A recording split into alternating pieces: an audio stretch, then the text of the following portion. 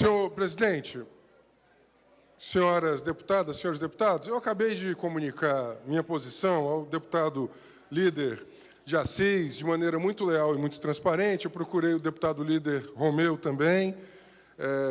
Achei que o encontraria, imaginei que o encontraria aqui. Senhor presidente, desde a década de 90, existe o mecanismo da desvinculação de receitas no Brasil. O deputado de Assis, que acompanha a política há muito tempo, vai lembrar, a desvinculação de receita foi inventada no então governo Fernando Henrique. Naquele momento, a ideia era produzir superávit primário, ou seja, você desvinculava receitas vinculadas, portanto, receitas vinculadas a partir de um determinado critério objetivo e legal para a produção de superávit primário, pagamento da dívida pública, e isso era a realidade da década de 90 no Brasil e que se estendeu, dado que o Brasil, desde então, tem acumulado uma dívida consolidada líquida muito grande, muito robusta. O campo ao qual eu pertenço, que é o campo progressista, ele sempre foi crítico à DRU, a desvinculação de receita da União. Isso porque drenava recursos importantes da saúde, da educação e da proteção social.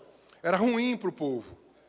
Veja, eu ladeei os companheiros do PT durante muitos anos na crítica à DRU, dos sucessivos governos Fernando Henrique. Quando o governo Lula e Dilma vieram, nós também fizemos a crítica à manutenção da DRU, da desvinculação da receita da União. Em 2016, foi votada uma PEC, uma emenda constitucional, que alterou e que colocou na Constituição, com voto contrário, inclusive, dos senadores progressistas, dos deputados progressistas, em 2016, que estendia a DRU até 2033, e que autorizava os estados e municípios a fazerem também, autorizava, mas não obrigava. Autorizava e não obrigava. Isso é muito importante. O Estado está autorizado a desvincular, mas ele não é obrigado a desvincular. O município pode desvincular. E por que desvincular é ruim? É porque drena recursos de áreas estratégicas que o legislador diz que seriam vinculadas.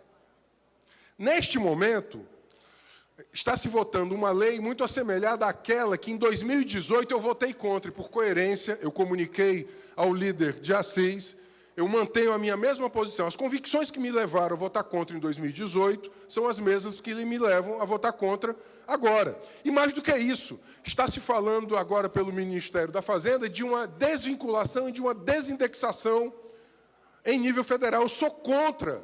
Não vai ser adotando esse receituário de orientação neoliberal que nós vamos melhorar a vida dos trabalhadores e trabalhadoras da sociedade brasileira, que votaram na nossa posição em 2022 para que a gente tenha maior política social, mais política social. Mas tem um aspecto no Ceará que me dá mais convicção ainda de não votar nesta matéria, com todo respeito. O que leva o Brasil a ter uma DRU é produção de superávit primário. O Ceará não precisa, porque o Ceará tem obtido recorde de produção de superávit primário sem necessidade de desvinculação de receita. Nós tivemos 2 bilhões, senhores deputados e senhoras deputadas, nós tivemos nos últimos anos, isso é particularmente importante, 2,6 bilhões de superávit primário.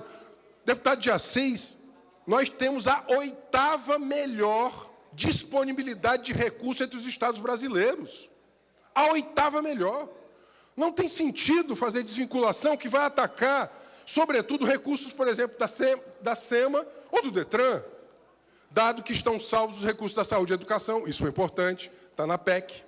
Saúde e educação não entram nessa desvinculação, então quero tranquilizar aqui a sociedade. Mas, por exemplo, áreas como a área ambiental vai perder 30% do seu recurso arrecadado por causa dessa desvinculação. E isso é ruim. Isso é ruim. Mas, mais do que isso, ao invés de você dizer assim, a desvinculação vai poder melhorar a relação dívida-receita. Nós nunca estivemos tão bem. Se tem uma coisa que a gente está, inclusive, nesse momento, a nossa relação de dívida consolidada líquida, talvez seja uma das melhores das últimas décadas. A nossa situação, ela é confortável. Repito, a nossa situação, ela é confortável do ponto de vista do endividamento, deputado Osmar, e da produção de superávit primário. Não havia necessidade desta desvinculação. Então, por princípio e por convicção e por ser um analista, e aí eu digo com muita situação, a situação hoje de superávit primário no Ceará e da sua relação dívida-receita, endividamento de longo prazo e receita, é muito, mas infinitamente melhor do que a relação com a União, que a União precisa produzir superávit primário. E aí eu queria dizer mais uma vez, desvinculação de receita, desindexação, não é uma gramática de esquerda, não é uma gramática progressista. Estas opções não são opções ideologicamente, programaticamente, defensáveis pelo campo progressista. E a gente não vai derrotar a agenda neoliberal emulando a agenda neoliberal. Muito obrigado. Nesse tema que tem sido levado às ruas e redes em todo o Brasil, sobre o PL 1904, que é o PL dos estupradores. Em primeiro lugar, eu quero dizer que o protagonismo desta luta é das mulheres. Aqui há 2 deputadas presentes, não sei se há outras, mas eu quero reconhecer que nós, que somos aliados, somos liderados por elas. O protagonismo é das mulheres.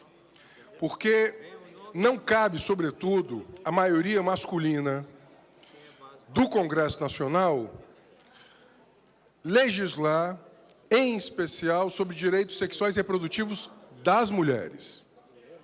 De princípio, portanto, eu quero reconhecer o protagonismo e a liderança de vocês e das mulheres. Como um aliado dessa luta, da luta pelos direitos sexuais e reprodutivos, que estão consignados em 3 palavras: autonomia sobre seu próprio corpo, liberdade no exercício da sua sexualidade e a responsabilidade. Que são os 3 elementos dos direitos sexuais e reprodutivos. A partir daí é que a gente pode chegar a alguma reflexão. Sempre que eu dou aula, deputada Lia, deputada Larissa, sempre que eu dou aula de prevenção à violência, eu começo dizendo, quando a maioria é de homens, eu pergunto quais são os medos deles. E eu completo: há um medo que os homens não sentem. O medo de saltar do ônibus às 10 da noite, que acompanha a mulher entre o ponto de ônibus e a chegada da casa. É o medo da violência sexual. O medo de pegar um carro de transporte depois da festa, depois de legitimamente ter ingerido alguma bebida. O medo de andar sozinha na rua, sobretudo à noite. O medo de que um parente próximo, um professor, uma liderança religiosa abuse do seu poder e abuse sexualmente. Deputadas, o IPEA, em recente estudo, ele fez uma estimativa que no Brasil, a cada 2 minutos acontece um estupro. A estimativa do IPEA para 2022 é de 822 mil estupros. Apenas 8% dos quais chegam a ser notificados. Deputadas, apenas 4,6% dos estupros chegam à rede de saúde. E todo estupro deveria chegar à rede de saúde para fazer a prevenção terapêutica de uma gravidez indesejada ou de infecção sexual, por exemplo.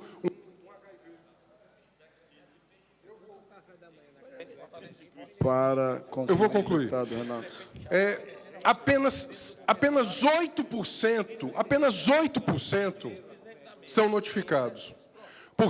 Não há, em mais do que 3%, serviços de interrupção assistida da gravidez em caso de estupro. O PL, na verdade, é uma ingerência sobre o corpo das mulheres e, mais do que isso, na prática obriga que uma gestação fruto de estupro ela prossiga, porque você reduz as possibilidades da mulher acessar o serviço de interrupção legal e segura.